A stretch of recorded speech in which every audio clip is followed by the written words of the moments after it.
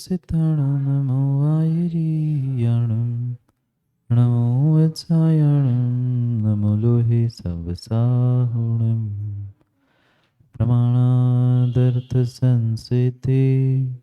स्तदा भासाद्विपर्यया इति वक्षेतयो लक्ष्मण सिद्धिमल्पं लघीयसा नमो ह्रियन्ताणं नमो सिताणं नमो वायुरीयाणं नमो वत्सायाणं नमो लोहे सवसाहुणं। पंच परमेश्वर भगवान की परम पूज्य आचार्य भगवान माणिक्यनंदी स्वामी की परम पूज्य आचार्य भगवान गुरुवर विशुद्ध सागर जी महाराज की अहिंसा में विश्व धर्म।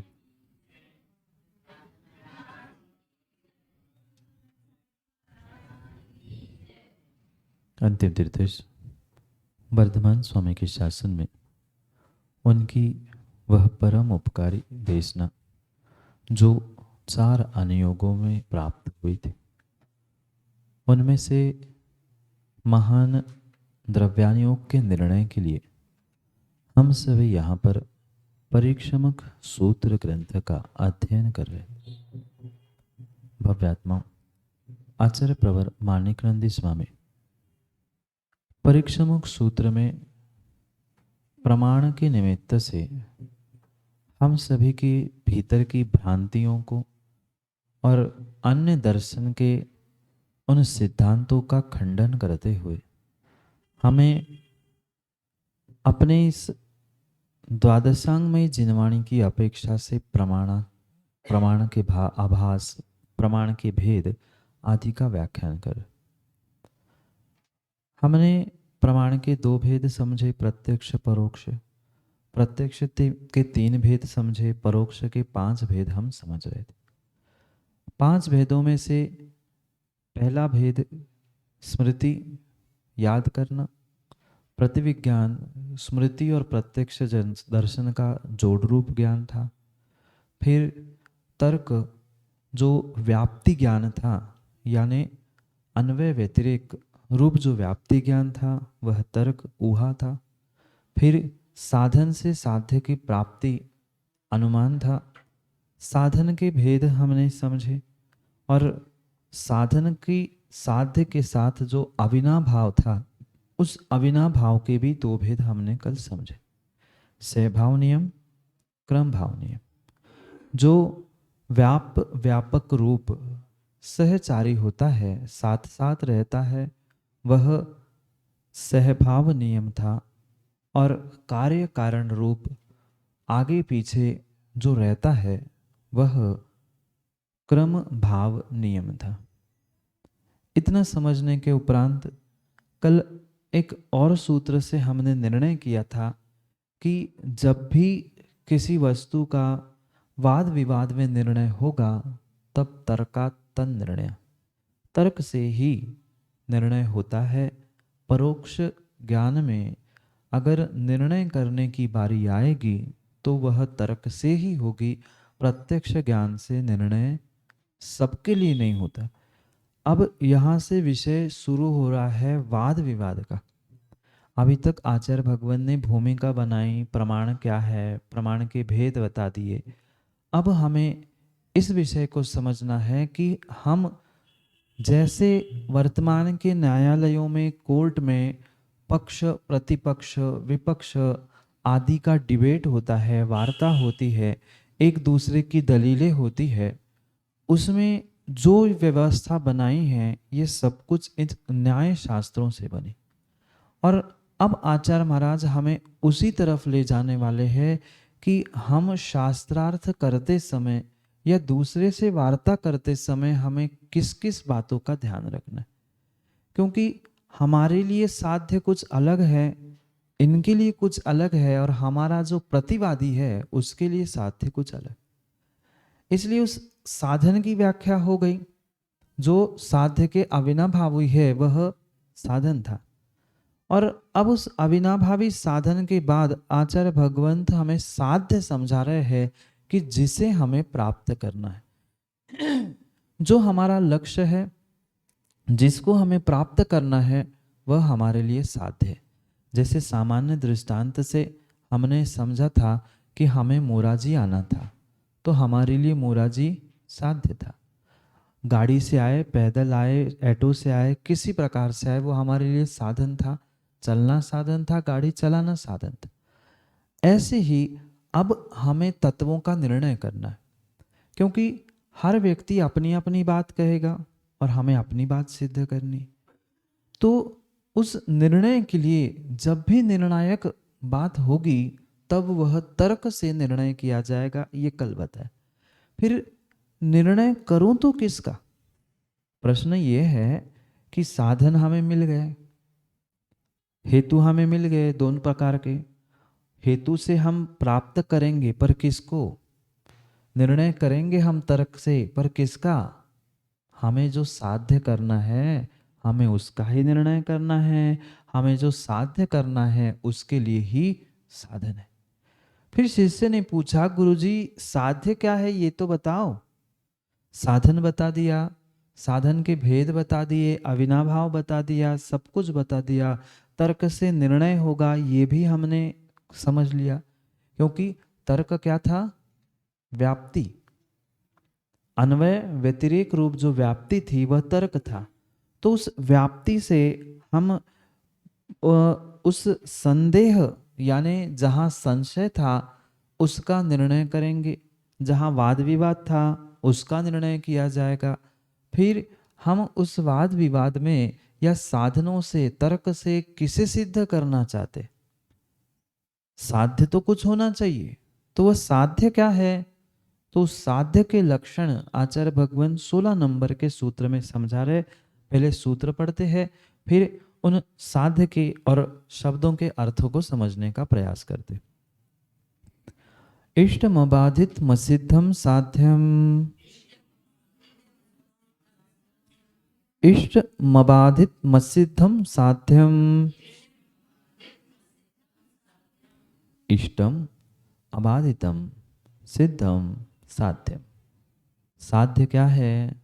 3 प्रकार से समझाया साध्य को, इष्ट, अबाधित और असिद्ध। 3 विशेषण लिख लो। जो इष्ट है, अबाधित है और जो असिद्ध है वह साध्य है। जो इष्ट है, अबाधित है और असिद्ध है, सिद्ध नहीं असिद्ध है। जो इष्ट है किसके लिए? मेरे लिए। क्योंकि साध्य किसके लिए चल रहा है? विषय मुझे सिद्ध करना है, साधन मेरे पास है, तर्क मेरे पास है, अब मुझे सिद्धि करनी है। तो किसकी सिद्धि? उस साध्य की। कैसे करेंगे? जो मेरे लिए इष्ट होगा।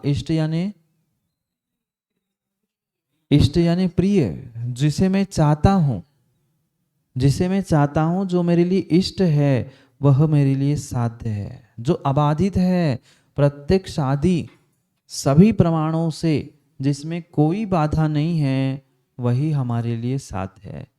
आप ये कह दो कि हम तो सौरभ भाई, हम तो गधे के सींग को सिद्ध करके रहेंगे।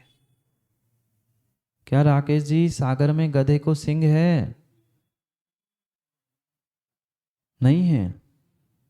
इस भूतल पे क्या कहीं भी गधे को सींग होते ही नहीं है। फिर उसकी सिद्धि होगी क्या? वो साध्य हो सकता है क्या? नहीं समझ में आया? साध्य वही है जो प्रत्यक्ष आदि सभी प्रमाणों से अबाधित, बाधा से रहित है। यानी सीधी सी बात है, वह कोई ना कोई वस्तु होनी चाहिए। अवस्तु सिद्ध नहीं होगी। गधे के सींग अवस्तु है, उसकी सिद्धि वह हमारे लिए साध्य नहीं होगा। मोराजी नाम का स्थान है तभी तो साध्य है। कह दो पंचम काल में हमारा मोक्ष साध्य है, होगा? पंचम काल में कह रहा हूं, नहीं होगा, क्योंकि वो वस्तु वर्तमान में मिलने वाली नहीं है। वह बाधित है वर्तमान की काल की अपेक्षा से, जहां हम जा ही नहीं सकते। हमारा साध्य चांद पे पहुंचना है, मुनिराज कह रहे हैं हम तो चांद पे पहुंचेंगे। भाई भारत के बाहर ही जाना सिद्ध नहीं है, साध्य नहीं है, वहां पहुंचना कैसे मुमकिन है? समझ में आया? अबाधित इष्ट यानी जो मेरे लिए प्रिय है। ठीक है, प्रिय हो सकता है मुझे चांद पे जाना, पर बाधा है, अबाधित नहीं है। पहुंचने में वहां बाधा है, वह अवस्तु होए या वहां पहुंचने के साधन नहीं है, तो वह अबाधित नहीं है। एक एक शब्द समझ में आया? इष्ट यानी प्रिय, जो हमें सिद्ध करने के लिए, जब प्राप्त करने के लिए पसंद है, वह हमारे लिए इष्ट है। फिर दूसरा विशेषण अबाधित। आगे इसी 3 शब्दों पर 5-6 सूत्र आचार्य भगवंत और दे रहे हैं, तब और विस्तार से समझ में आएगा। पहले 3 विशेषण समझ लो। इष्ट यानी जो मुझे पसंद है। दूसरा अबाधित, प्रत्यक्षादि परोक्षादि सभी प्रमाणों से जो बाधा से रहित है, अबाधित, बाधा नहीं है, वह अबाधित। और तीसरा विशेषण असिद्धम। तीसरा विशेषण असिद्धम, क्योंकि साध्य असिद्ध होगा तभी तो हम साध्य प्राप्त करेंगे। आपके घर में ही मोराजी है क्या? पर घर में ही मोराजी होता तो साध्य क्या करते? समझ में आया?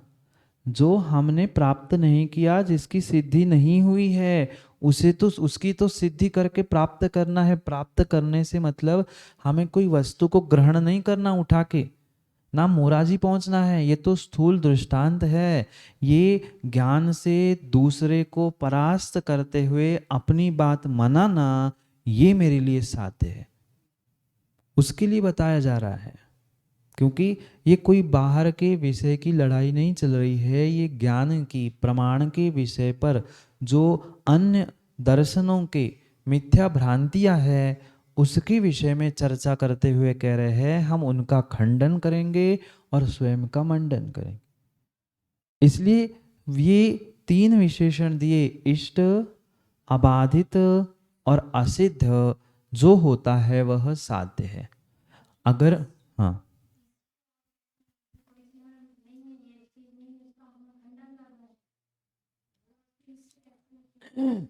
आप तभी सामने वाले वस्तु का खंडन कर सकते हो। वस्तु का खंडन तो होता नहीं, पहली बात।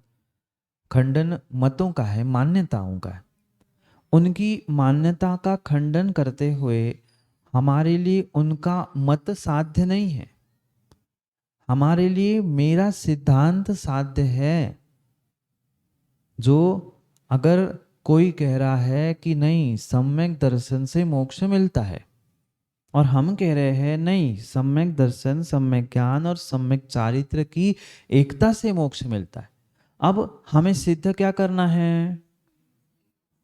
उसको नहीं सिद्ध करना है, हमें मेरी बात सिद्ध करना है कि सम्यक दर्शन ज्ञान चारित्राणी मोक्ष मार्ग, ये मेरे लिए प्रिय होगा, इष्ट होगा, तो ही मैं सिद्ध कर सकता हूं।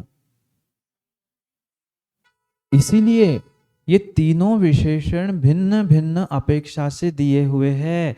इष्ट की अपेक्षा से अबाधित नहीं है, अबाधित की अपेक्षा से असिद्ध नहीं है। आगे एक एक सूत्रों के द्वारा हम समझने का प्रयास करते। इष्ट मतलब प्रिय, मेरा सिद्धांत मुझे प्रिय होगा तभी तो मैं उसके लिए लड़ूंगा। जो देश के लिए जवान लड़ रहा है, वह उसको अपना देश प्रिय है, प्यारा है, इसलिए वो लड़ रहा है। ये बहुत स्थूल दृष्टांत है, उसको सर्वथा यहां मत लगा लेना। दृष्टांत एक देश होते हैं, कथनचित होते हैं। तो इष्ट, अबाधित और असिद्ध, ये 3-3 विशेषण क्यों दिए हैं?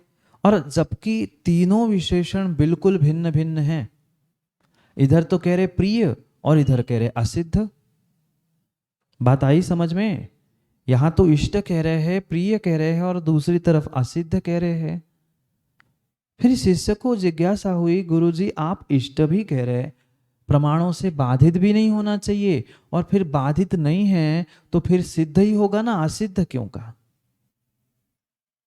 फिर गुरुजी कहते हैं कि अरे अगर वह सिद्ध है ही, सिद्ध हो ही चुका है, पीसे को क्या पीसोगे? पिष्ट पेषण शब्द याद आया? पिष्ट पेषण, पीसे को नहीं पीसा जाता, जो सिद्ध है ही वो क्या सिद्ध करोगे? और भले ही तुम्हारे लिए सिद्ध हो, पर सामने वाले के लिए असिद्ध होगा तो बहस है, तब तो वार्ता है। अगर आपकी बात एक क्षण में उसने मान ली, हाँ आप कह रहे हो सम्यक दर्शन ज्ञान चारित्र्य मोक्ष मार्ग का, हमने भी मान लिया, बात ही खत्म, हमारा सिद्ध साध्य सिद्ध हो गया। पर जब वह सामने वाले के लिए असिद्ध होगा तो ही तो वह साध्य होगा, नहीं तो प्रमाण बन ही गया। इसलिए अगले सूत्र में आचार्य भगवंत हमें समझा रहे हैं कि ये असिद्ध शब्द मेरे लिए नहीं है, प्रतिवादी के लिए। दो शब्द पता समझ में आ रहे, वादी और प्रतिवादी। मैं वादी हूं और सामने वाला प्रतिवादी है, तो पहले दो विशेषण वादी के लिए है, पहले दो विशेषण इष्ट और अबाधित। मुझे ही शंका है, मैं जिसको सिद्ध कर रहा हूं मुझे ही नहीं पता सम्यक दर्शन ज्ञान चारित्राणी मोक्ष मार्ग होता है क्या, ऐसा भी कुछ है क्या, तो हम कैसे सिद्ध करेंगे? इसलिए वादी के लिए इष्ट भी होना चाहिए, वादी के लिए अबाधित भी होना चाहिए। और जो तीसरा शब्द असिद्ध रूप से विशेषण दिया है वह किसके लिए दिया? प्रतिवादी के लिए दिया। तो कैसे दिया, उसका समर्थन करते हुए 17 नंबर के सूत्र को पढ़ते, 17 नंबर के सूत्र को पढ़ते हैं, जिसके द्वारा उस असिद्ध पद की सिद्धि दूसरे के लिए कैसे की है उसकी सफलता के लिए समर्थन करते हुए कह रहे हैं। हाँ, कहाँ लगी? हाँ, ये संधि का विषय है, व्याकरण की संधि होती है इष्टम, ठीक है। म का आगे अ होके अबाधितम की जगह मबाधितम हो गया सूत्र में।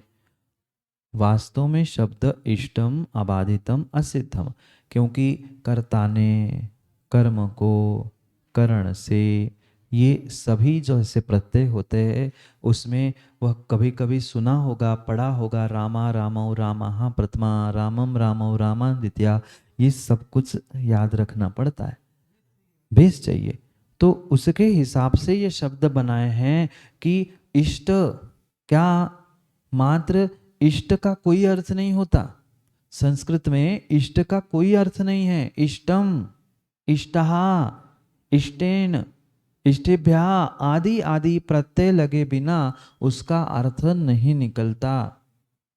मात्र इष्ट कहा तो क्या, इष्ट को, इष्ट का, इष्ट की, इष्ट में, इष्ट से, इष्ट को, ये सब कुछ प्रत्यय लगने पर शब्द का अर्थ भिन्न भिन्न निकलता है। तो ऐसे ही वहां बिंदी लगाई, कहीं विसर्ग लगाया, कभी हलंत लगाया, कभी और प्रत्यय लगाए, ये क्या हुआ, उसका रूप बनाना कहते हैं। धातु और शब्दों के रूप बनाए जाते हैं और रूप बन के फिर इष्टम बने। आओ आगे पढ़ते, क्या कह रहे हैं? असिद्ध पद दूसरे के लिए है, प्रतिवादी के लिए है, उसका समर्थन करते हुए 17 नंबर को पढ़। संदिग्ध विपर्यस्ताद व्युत्पन्नानाम, संदिग्ध विपर्यस्ता व्युत्पन्नानाम साध्यत्वम यथा स्यादित्य सिद्ध पदम। अब एक एक समझ में आया, फिर पूरा पढ़ता हूं, फिर आप पीछे से पढ़ना। संदिग्ध विपर्यस्ताव, संदिग्ध विपर्यस्ता व्युत्पन्नानाम साध्यत्वम यथा स्यादित्य सिद्ध पदम।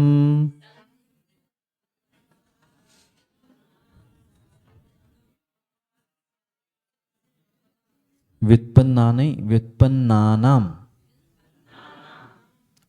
3 बार न है, एक डबल न है और फिर नाम है, व्युत्पन्नानाम, हाँ, तो संदिग्ध विपर्यस्ता व्युत्पन्नानाम साध्यत्वम यथा स्यादित्य सिद्ध पदम। पहले संधि का विच्छेद करते हैं, अलग अलग शब्द पढ़ते हैं, फिर उसका अर्थ करते हैं।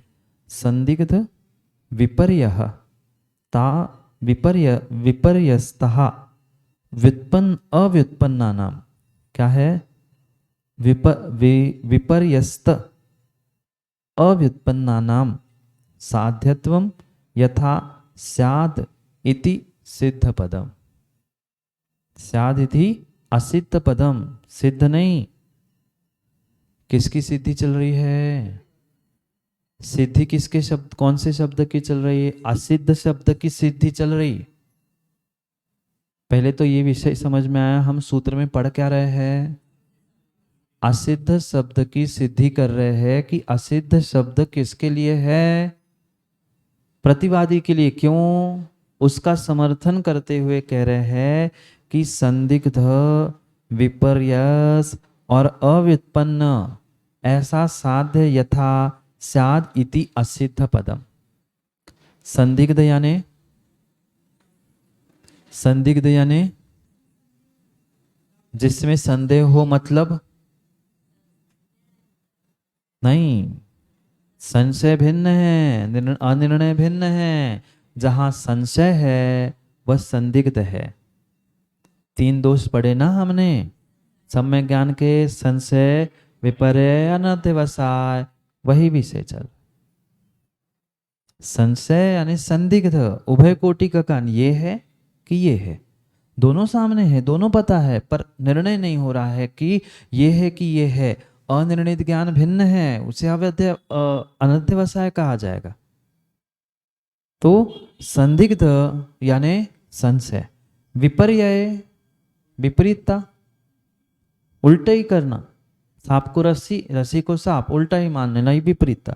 फिर अव्युत्पन्न यानी जिसका कोई निर्णय ही नहीं है, उत्पन्न ही नहीं हुआ। 3 शब्द समझ में आए? संदिग्ध, विपर्य यानी विपरीतता, और अव्युत्पन्न यानी जो उत्पन्न नहीं होता है। ऐसे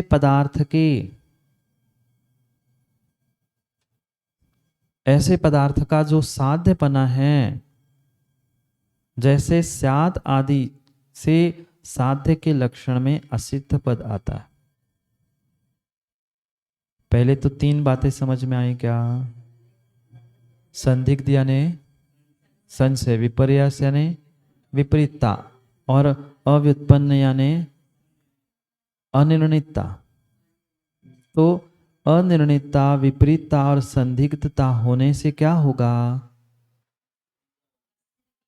वह जो है, जैसा है, उसका सम्यक निर्णय नहीं होगा।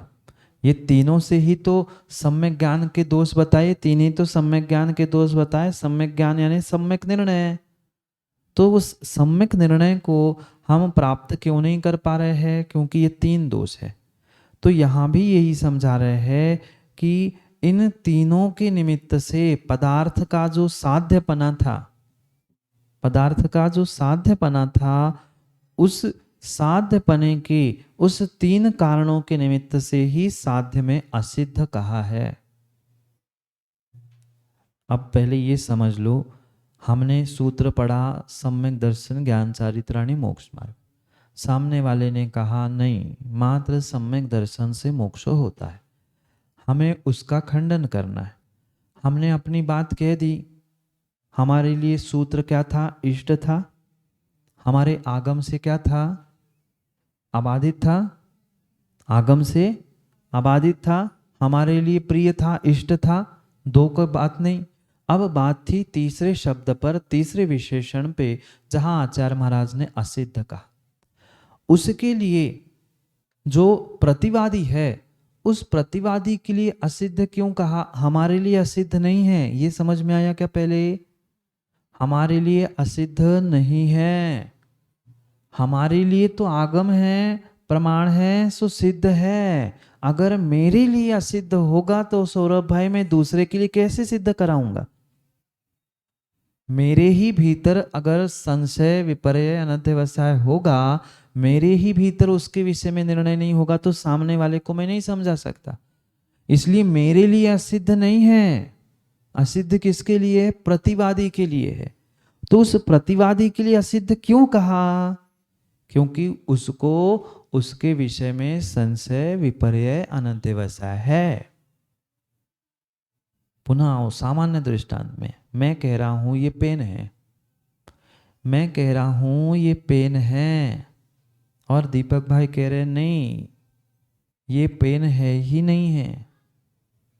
तो मुझे तो ये इष्ट है। इष्ट का मतलब जैसे घर वाले इष्ट है, भगवान इष्ट है, ऐसे नहीं। हमारे लिए ये सिद्ध करने के लिए प्रिय है, हमारे लिए साध्य रूप से प्रिय है। साध्य रूप से ये प्रिय है क्योंकि मुझे सिद्ध करना है। मेरे लिए अबाधित है, क्यों? क्योंकि प्रत्यक्षादि प्रमाण से मैंने जाना है, मेरे ही हाथ में है, मैं लिख रहा हूं इसलिए मुझे पता है। फिर मेरे लिए तो सिद्ध है कि ये पेन है, पर फिर साध्य क्यों कहा? जो नहीं मान रहा है ना, उसके लिए साध्य है। जो नहीं मान रहा, क्यों नहीं मान रहा वो? क्योंकि संशय विपर्य अनध्यवसाय रूप उसका ज्ञान परिणत है इस पेन के कारण, इस पेन के निमित्त से, या पेन के समझने के लिए। इसलिए उसके पास पेन का निर्णय है क्या? मेरे पास निर्णय है, इसलिए मेरे लिए इष्ट है, अबाधित है और सिद्ध भी है। मेरे लिए सिद्ध है, इसीलिए मैं उसके लिए सिद्ध करना चाहता हूँ, उसको साध्य रूप बताना चाहता हूँ ये ऐसा है। पर उसके लिए असिद्ध क्यों कहा? उसके लिए असिद्ध क्यों कहा? प्रतिवादी के लिए तो सिद्ध करना है, पर प्रतिवादी को असिद्ध क्यों है यहां कहा?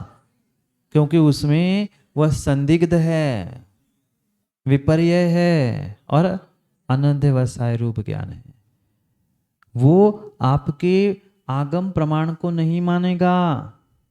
मानेगा क्या? नहीं मानेगा। आपको प्रिय है वो कह रखे रहो तो अपने घर में, हमें चाहिए ही नहीं तुम्हारी वस्तु, तुम्हारा सिद्धांत। इसलिए तीसरा शब्द देके हमें निर्णय करना है कि तुम्हें भी सिद्ध करा के रहूंगा। तुम्हारे भीतर जो अनिश्चितता थी, क्या था, विपरीतता थी और संशयपना था, उस दोनों को, तीनों को मिटाने से ही वह साध्य सिद्ध होगा। पर अभी नहीं है, इसलिए आपके लिए ये पदार्थ असिद्ध है। इसलिए ये पदार्थ असिद्ध है। संशय विपर्य अनध्यवसाय के विषयभूत जो पदार्थ है, यानी इस कारण से जो ज्ञान में आया हुआ पदार्थ है, वह साध्यपने से दूर होने के लिए, उसे साध्य बनाने के लिए लक्षण में असिद्ध कहा है। नहीं आया समझ में? 5% आया समझ में? आया समझ में? साध्य जब भी होगा मेरे लिए इष्ट होगा, अबाधित होगा और सिद्ध ही होगा, पर सामने वाले के लिए हमें वही सिद्ध करके बताना है। तो क्यों सिद्ध करना पड़ेगा हमें? क्योंकि उसके भीतर संदिग्धता, विपरीतता और अनिर्णितता है। इस कारण से उसके लिए सिद्ध नहीं है। अगर उसने उस बात को स्वीकार कर ही लिया और उसके लिए सिद्ध हो ही गई, तो फिर सिद्धि किसकी, साध्य किसका?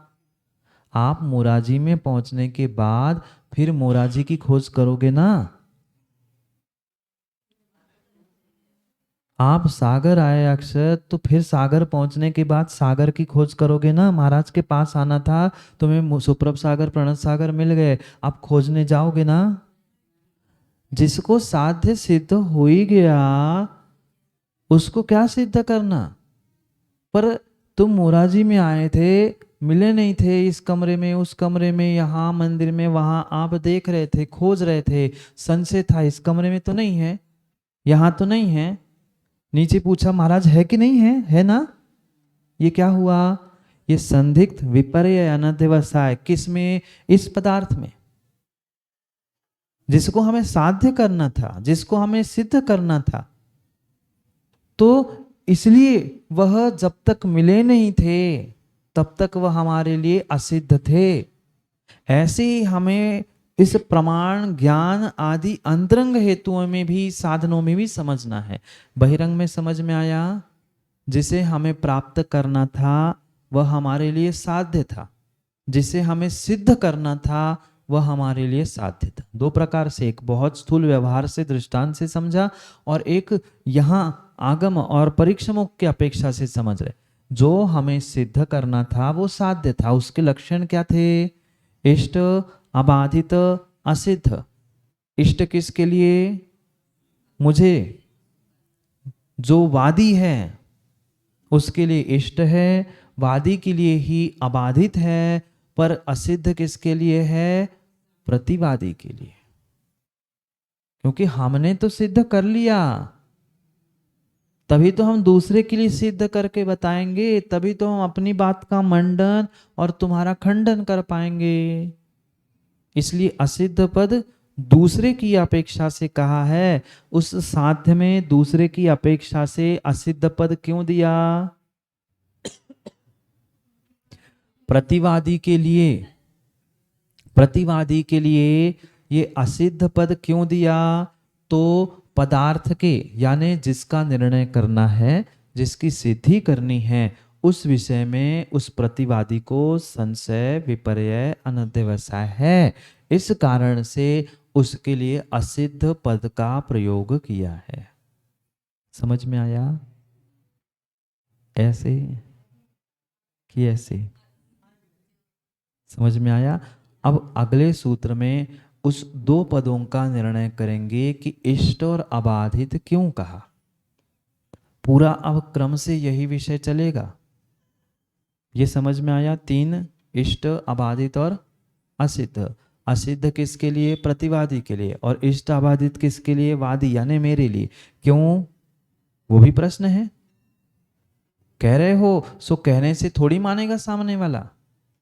इसके लिए 18 नंबर का सूत्र दिया, जिसे अपन कल पढ़ेंगे। असिद्ध समझ में आया? मेरे लिए असिद्ध नहीं है, वादी के लिए कोई असिद्ध नहीं है, प्रतिवादी के लिए असिद्ध है। वो भी क्यों? क्योंकि संशय, विपर्य, अनध्यवसाय उस पदार्थ के निमित्त से उसके भीतर है। इसलिए साध्य के लक्षण में दूसरे की अपेक्षा से, प्रतिवादी की अपेक्षा से असिद्ध पद दिया गया है।